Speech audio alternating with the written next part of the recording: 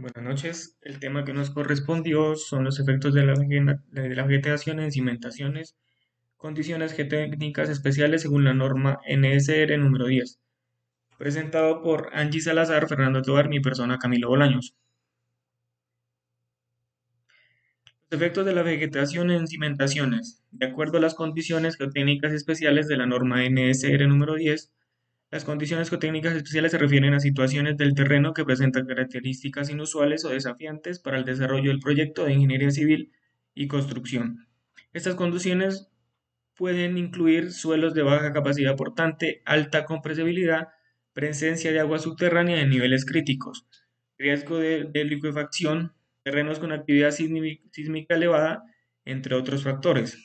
El reconocimiento y análisis adecuado de estas condiciones es fundamental para garantizar la estabilidad y seguridad de las estructuras, así como para prevenir problemas como asentamientos diferenciales, deslizamientos de tierra o fallas estructurales. Para esto se requiere la aplicación de estudios geotécnicos avanzados y el diseño de soluciones de ingeniería que permiten mitigar los riesgos asociados. Los efectos de la vegetación en las cimentaciones son principalmente debido a la capacidad de extraer agua de las raíces que al momento de ser puestas o removidas generan cambios en la humedad del suelo. Esto puede ser adverso en edificaciones, pero beneficioso en laderas y taludes. De acuerdo a la definición de succión, la presión del agua dentro del suelo puede expresarse en la siguiente fórmula. También tenemos la fracción de presión total AP es siempre positiva y la succión S es siempre negativa. La succión puede expresarse en términos de la escala logarítmica PF como función de la altura negativa del agua en centímetros, así como podemos ver en la siguiente fórmula. También tenemos las equivalencias de la succión. La succión es una expresión de la expresión de poros negativa. La equivalencia entre succión, altura de agua y presión se presenta en la siguiente tabla. Podemos ver las equivalencias de la succión. Tenemos el PF, la altura del agua en centímetros, la presión de poros, que está en kilopascales y en kilogramos fuerza sobre centímetros cuadrados. Aquí podemos ver algunas de las nomenclaturas que se van a utilizar en las fórmulas de más adelante, y también tenemos una imagen donde podemos ver la variación estacional de la succión en relación con la profundidad.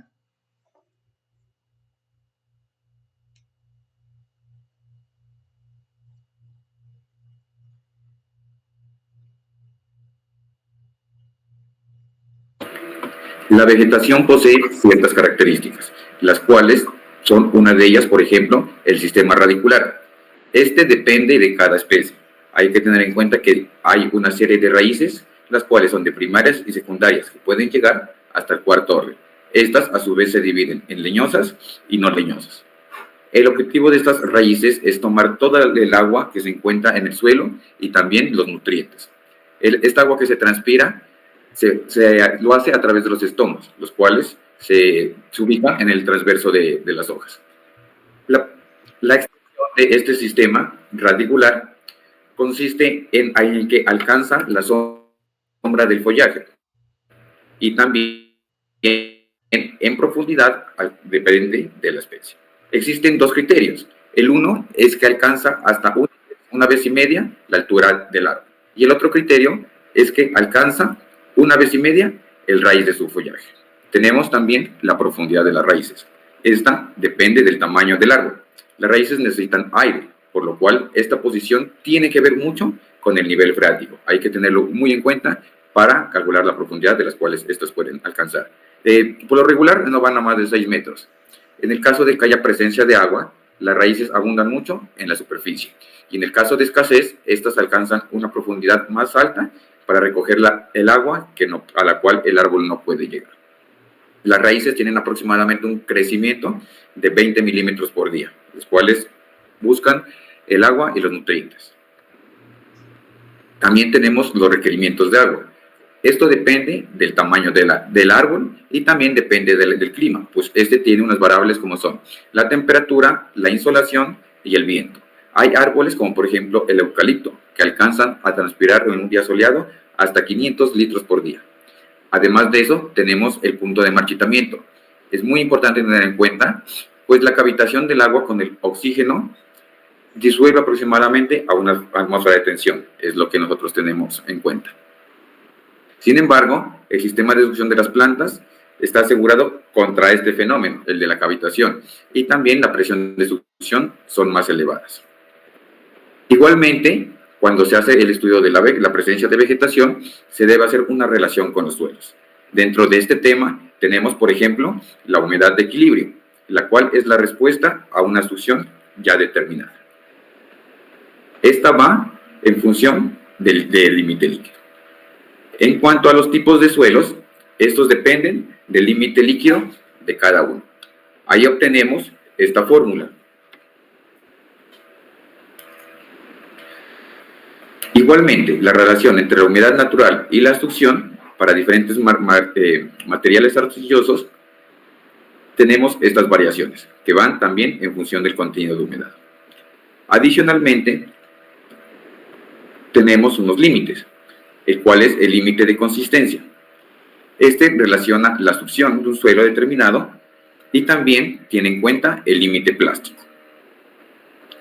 Hay que tener en cuenta también que la succión corresponde al límite de marchitamiento, el cual es menor que el límite de contracción en casi todos los suelos, en la mayoría. Por otro lado, tenemos que tener en cuenta el movimiento de los suelos. Como consecuencia del equilibrio dinámico que hay entre la vegetación y los suelos, también incluyendo el clima, hay ciertos fenómenos, como por ejemplo la contracción y la expansión, que es muy necesario en nuestra área, pues nos puede producir fenómenos para los cuales nos puede desfavorecer a una estructura. Este, a su vez, tiene unos límites prácticos. Por ejemplo, para succiones, las presiones son superiores a 3.0, ya se desencadena un proceso de desecación. Y cuando es inferior, se desencadena un proceso de expansión en los suelos, el cual tiene un potencial correlativo. Bueno, como se dijo anteriormente, la vegetación puede ser tanto adversa como beneficiosa. En el caso de las edificaciones, así como también en vías, la vegetación puede ser adversa, causando ya sea asentamientos que se pueden producir por plantaciones en las que los árboles, al momento de absorber el agua, causan que el suelo pues tenga un decrecimiento. Asimismo, se pueden causar levantamientos, que precisamente por lo contrario, en el que se remueve la capa de vegetación, esta deja de absorber el agua y el suelo empieza a expandirse. Otro efecto son las especies agresivas, que con sus raíces pueden empezar a dañar la obra, ya sea tuberías, pueden ser alcantarillados, pueden ser vías. Y otro efecto son los cambios estacionales, que pueden ser, por ejemplo, los fenómenos del niño o de la niña, que producen desequilibrios muy puntuales en el sistema suelo y cimentación. Para prevenir esto, pues hay varias formas, como el control de especies agresivas o la sustitución de estas mismas. Así como también se puede usar la poda continua, en donde pues, se mantiene el follaje en un tamaño adecuado para que no afecte la obra. También se puede cortar las raíces, o en caso de querer mantener la vegetación, se puede hacer un suministro ponderado de agua en el que se mantiene la humedad ideal para que las plantas no tengan efecto sobre la obra. Bueno, en cuanto a las laderas, pues la vegetación puede ser beneficiosa. Esto porque la vegetación puede reducir la energía de las gotas, así como también regular la escorrentía del agua en el momento de las lluvias, reduciendo la erosión en las laderas. Otro beneficio es que hay plantas cuyas raíces van profundo, sirviendo como refuerzo al suelo, como si se uniera a una capa de suelo más firme, evitando posibles deslizamientos. Y por último, la extracción de agua subterránea, que aumenta la estabilidad de los taludes, sobre todo en suelos expansivos, ya que evitaría que esto suceda. Bueno, en conclusión, aquí tenemos algunos casos de estudio, como podemos ver, la estabilización de laderas y así pues efectos también adversos como los asentamientos que pueden llegar a dañar bastante una obra. En conclusión, el aumento o disminución de la humedad genera cambios en las propiedades físicas del suelo, lo que puede conducir al aumento del riesgo geotécnico por asentamientos diferenciales, deslizamientos de tierra o erosión. Teniendo en cuenta las consideraciones ambientales y normativas, es fundamental cumplir con las regulaciones específicas y evaluar el impacto ambiental en estas condiciones. También debido al impacto en costos y tiempos, estas condiciones suelen incrementar el costo y la duración de algún proyecto, debido a la necesidad de soluciones más complejas. Hay que tener en cuenta también que la descomposición de esta materia orgánica genera vacíos y puede agregar otros compuestos que son diferentes a la composición natural del suelo. Muchas gracias.